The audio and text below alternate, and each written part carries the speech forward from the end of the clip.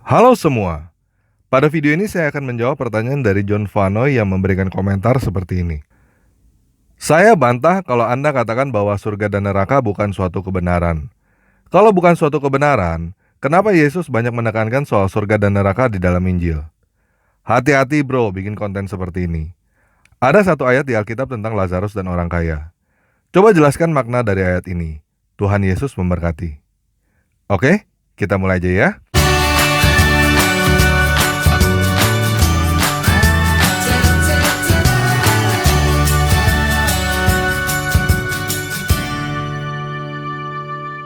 Nah, pertama saya ingin mengajak teman-teman menyamakan pandangan. Apa artinya surga dan neraka? Definisi siapa yang mau kita pakai? Buat teman-teman yang belum tahu, definisi surga tetangga kita yang di seberang itu adalah tempat di mana kesibukan para lelaki nanti di dalam surga adalah... Malu saya mengatakannya. Apakah ini definisi surga dalam Kristen? Ini yang saya maksud bahwa surga dan neraka bukan suatu kebenaran. Setiap orang bisa ngarang cerita seenaknya tentang surga neraka. Buat teman-teman kita yang keturunan Cina, dalam tradisi penghormatan terakhir kepada orang yang sudah meninggal, biasanya bakar rumah-rumahan, mobil-mobilan, dan uang-uangan. Untuk apa mereka melakukan hal itu? Karena ada yang berkata, supaya nanti orang tua kamu punya uang, punya rumah, punya mobil di surga. Kamu gak kasihan kalau orang tua kamu nanti gak punya apa-apa di surga? Orang tua kamu sudah membesarkan kamu dari kecil. Masa sih kamu gak mau berbakti kepada orang tua? Gak mau menghormati orang tua? Balas budi supaya orang tua kamu senang di surga? Nah, salah satu hal yang membuat warga keturunan Cina sulit menerima Yesus adalah ada yang berkata bahwa nanti kalau anak kamu masuk Kristen, anak kamu akan menjadi anak yang tidak berbakti. Kenapa dianggap anak yang tidak berbakti? Karena di dalam ajaran Kristen, tidak ada upacara bakar uang-uangan, rumah-rumahan, mobil-mobilan ketika ada orang yang meninggal. Coba sekarang teman-teman pikir, apakah benar? Apakah fakta bahwa dengan membakar uang-uangan, rumah-rumahan, mobil-mobilan, puff, mendadak arwah orang tua kita mendapat uang, mendapat rumah, mendapat mobil di surga? Ataukah faktanya para pedagang uang-uangan, rumah-rumahan, dan mobil-mobilan itu mendapat manfaat atas meninggalnya orang-orang yang kita kasihi? Coba pikir benar-benar. Apakah dengan membakar uang-uangan, mobil-mobilan, rumah-rumahan, kamu menjadi anak yang berbakti? Begini guys, kalau kamu mau menjadi anak yang berbakti, anak yang menghormati orang tua, kalau kamu mau balas budi orang tua kamu, lakukan ketika orang tua kamu masih hidup. Kalau kamu baru mau berbakti ketika orang tuamu sudah meninggal, itu udah telat guys. Nah, sekarang apakah teman-teman sudah bisa mengerti ketika saya berkata bahwa surga neraka bukanlah suatu kebenaran? Kebenarannya, kenyataannya, faktanya, kita semua pasti mati. Nah, bagaimana dengan surga neraka yang ada di dalam Alkitab? Sebelum saya menjelaskan hal ini, yuk kita baca definisi surga neraka yang ada di dalam kamus. Surga adalah alam akhirat yang membahagiakan roh manusia yang hendak tinggal di dalamnya. Dalam kurung dalam keabadian. Yang kedua, kayangan, tempat kediaman Batara Guru Siwa, surga loka. Neraka adalah alam akhirat, tempat orang kafir dan orang durhaka mengalami siksaan dan kesengsaraan.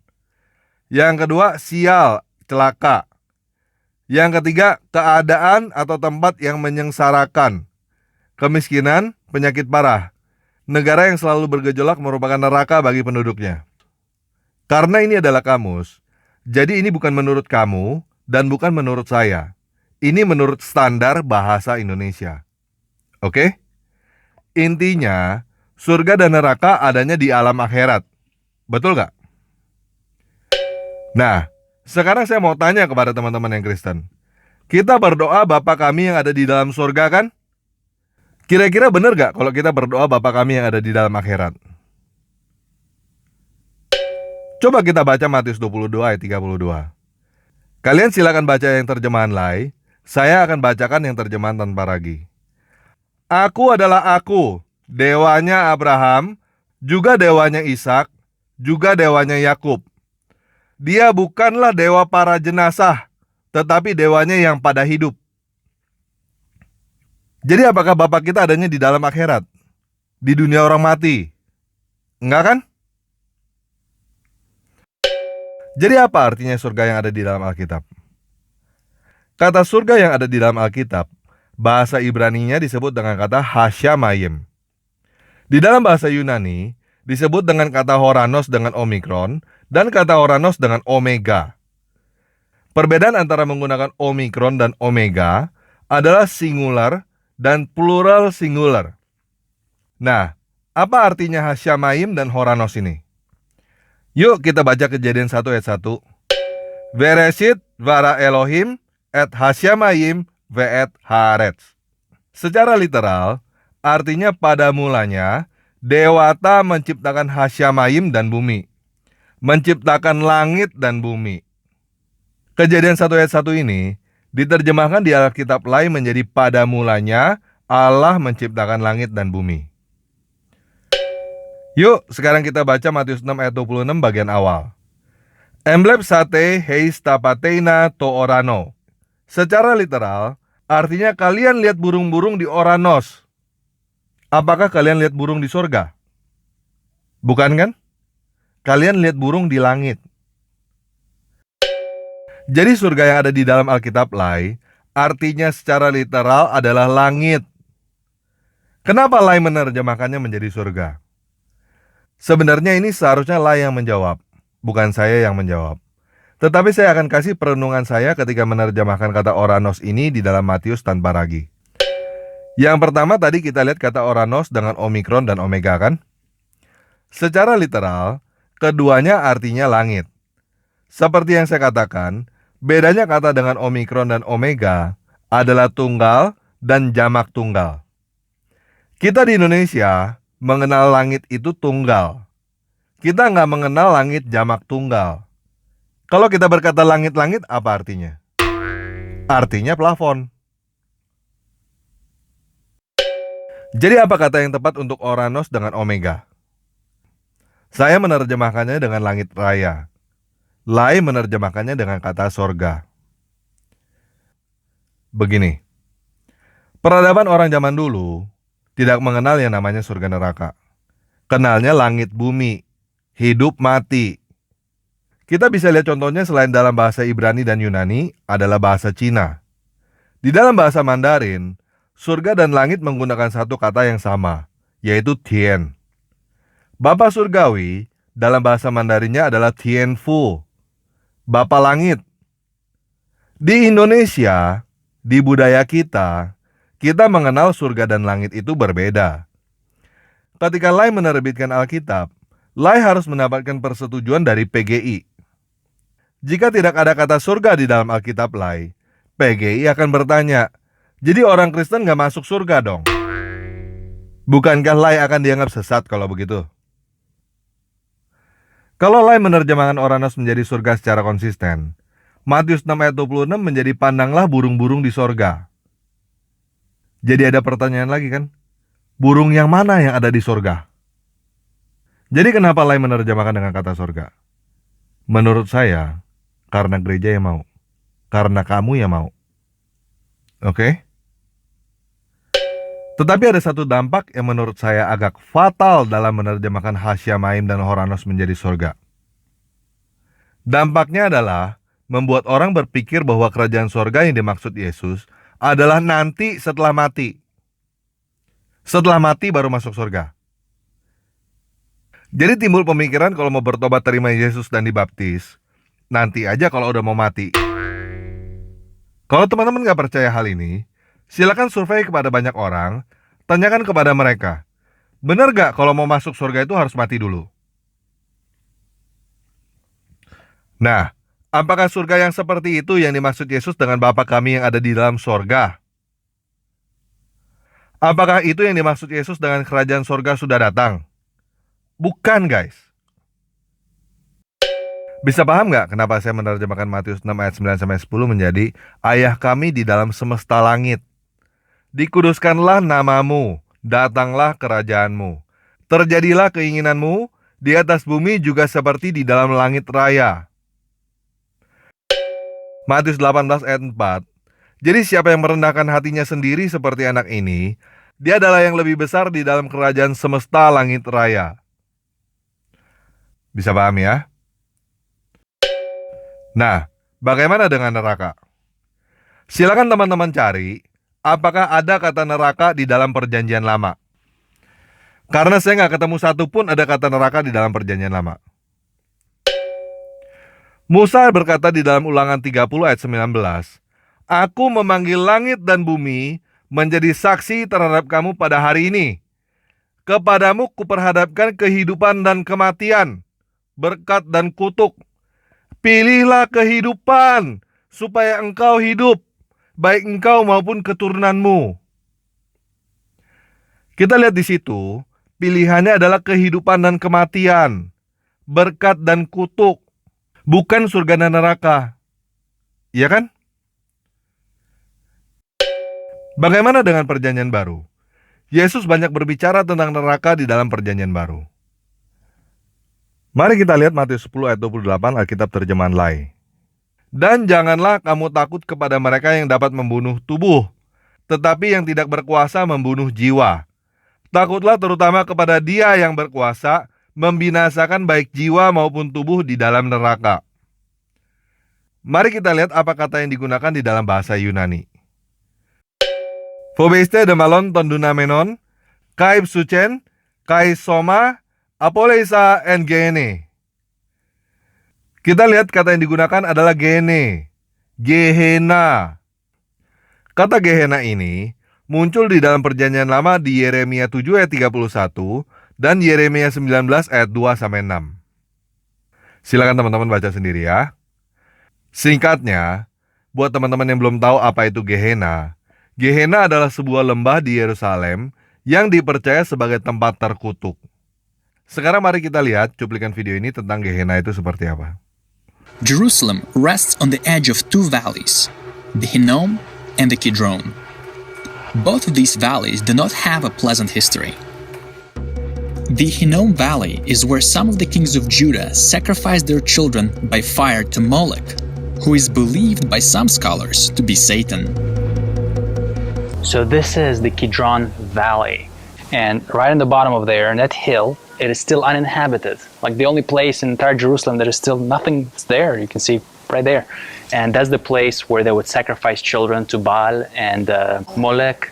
And that's where all the abominations would be right there. And there's this picture also in the Bible saying that it's like going to be burning, and the children of Israel are going to look at it and say, this is the hell.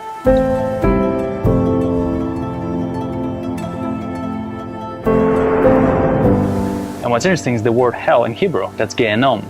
And Gehenom comes from Gehenna, or Gehenna. And that's this valley, the name of this valley. That's where it comes, the word hell.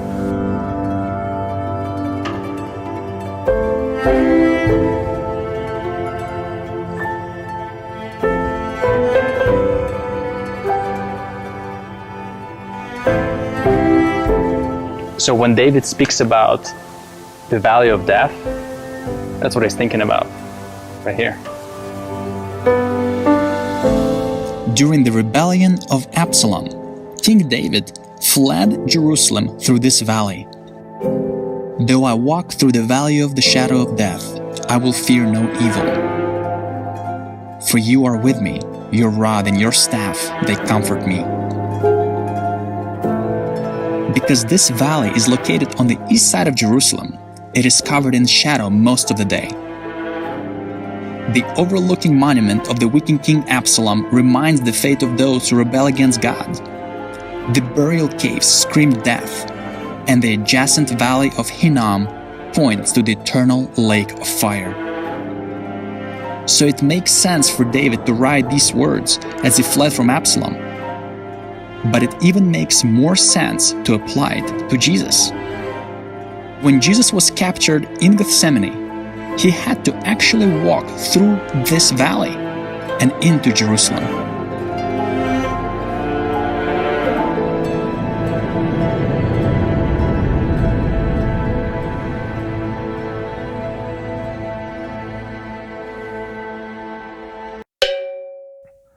Apa kata yang paling tepat untuk menerjemahkan kata Gehenna ini ke dalam bahasa Indonesia? Yang saya dapat, kata yang paling tepat adalah jahanam. Yuk kita baca artinya di dalam kamus bahasa Indonesia. Jahanam artinya terkutuk, jahat sekali. Celaka, binasa. Laut api, tempat penyiksaan di akhirat. Oke? Itu sebabnya nggak ada kata neraka di dalam Matius tanpa ragi. Adanya kata jahanam. Nah, selain kata Gehenna, kata lain yang ada di dalam Alkitab bahasa aslinya tentang kematian adalah Sheol dan Hades. Sheol adalah bahasa Ibrani, Hades adalah bahasa Yunani. Keduanya mempunyai arti yang sama, yaitu dunia orang mati. Sampai di sini jadi bingung ya? Bagaimana dengan cerita Lazarus dan orang kaya di dalam Lukas 16 ayat 19-31? Nah, karena Lukas 16 ayat 19-31 sangat panjang, teman-teman silakan baca sendiri ya. Pertanyaan saya untuk teman-teman yang sudah baca adalah apakah teman-teman berpikir bahwa Lazarus benar-benar dipangku oleh Abraham? Atau cerita itu adalah perumpamaan? Perumpamaan yang Yesus gunakan untuk berkata bahwa kalau orang sudah mati, segalanya sudah telat. Nah, teman-teman jangan ngambil kesimpulan bahwa saya berkata apa yang Yesus katakan itu tidak benar. Semua yang Yesus katakan adalah iya dan amin. Tetapi apakah kita mengartikannya dengan benar? Nah, bagaimana dengan Lukas 23 ayat 43? Ketika Yesus berkata kepada salah seorang yang disalibkan bersama dia, "Aku berkata kepadamu, sesungguhnya hari ini juga engkau akan ada bersama-sama dengan aku di dalam Firdaus." Nah, apakah Firdaus ini artinya adalah sorga, tempat menyenangkan bagi arwah setelah kematian? Kali ini saya mesti jawab saya nggak tahu guys, karena saya belum mati. Tapi yang pasti, Firdaus adalah taman. Buat saudara-saudara Kristen yang mau berkata bahwa saya sesat, saya mau kasih tantangan. Bagaimana kalau kamu mati dulu, lalu kamu bangkit lagi dari kematian? Setelah itu, baru kamu katakan saya sesat, dan kamu ajarin saya surga dan neraka yang benar itu seperti apa. Oke? Jadi maksud saya begini guys, saya tidak mau terlalu berspekulasi mengartikan apa yang terjadi di dalam akhirat berdasarkan perkataan Yesus. Perkataan Yesus adalah iya dan amin. Dia tahu apa yang terjadi setelah kematian. Tetapi saya nggak tahu. Yang saya tahu pasti adalah hidup dan mati. Mati artinya ya nggak hidup. Di dalam Matius 9 ayat 24, Markus 5 ayat 39, Lukas 8 ayat 52, Yesus menyebut seorang anak yang sudah mati dengan sebutan tidur. Dan Yesus membangkitkan anak itu dari tidurnya, dari kematiannya. Yohanes 11 ayat 11, Yesus berkata bahwa Lazarus telah tidur dan dia mau pergi untuk membangunkan Lazarus. Yohanes 11 ayat 13 menjelaskan bahwa maksud Yesus tertidur adalah mati. Jadi begini guys, mendingan kita ngomongin yang pasti-pasti aja. Satu hal yang saya tahu dengan pasti adalah Yesus bangkit dari kematian dan hidup abadi.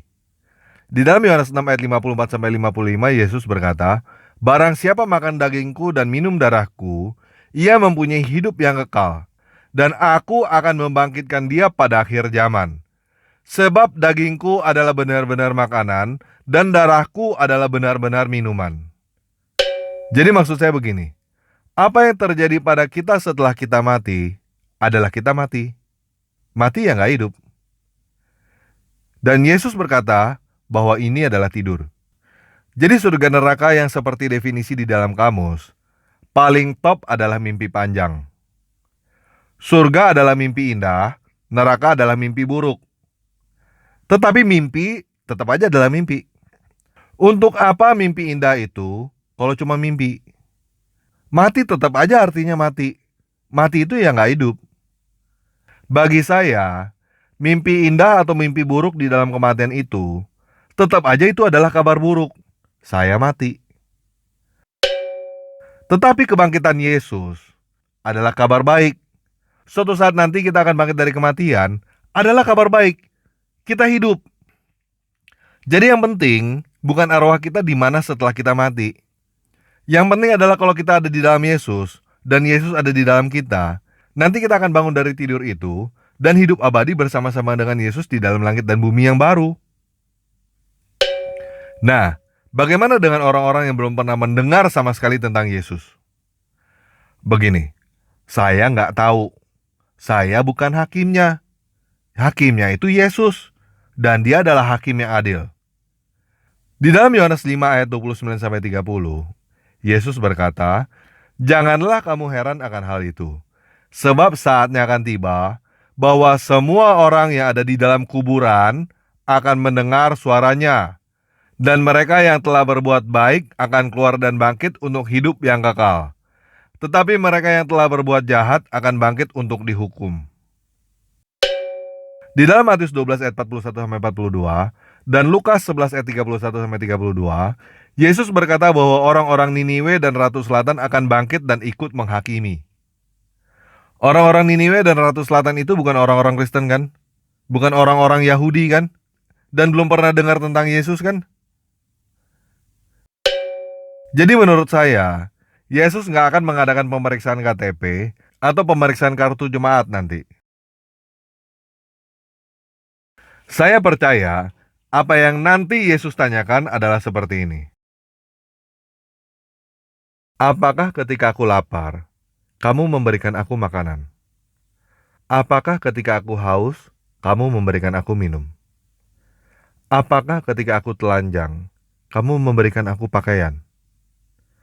Segala sesuatu yang kamu lakukan untuk salah satu saudaraku yang paling hina ini, kamu telah melakukannya untuk aku. Mana talenta yang sudah aku berikan kepadamu?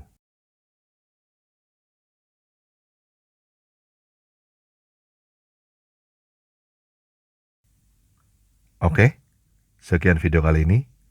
Yesus Kristus penguasa kita memberkati.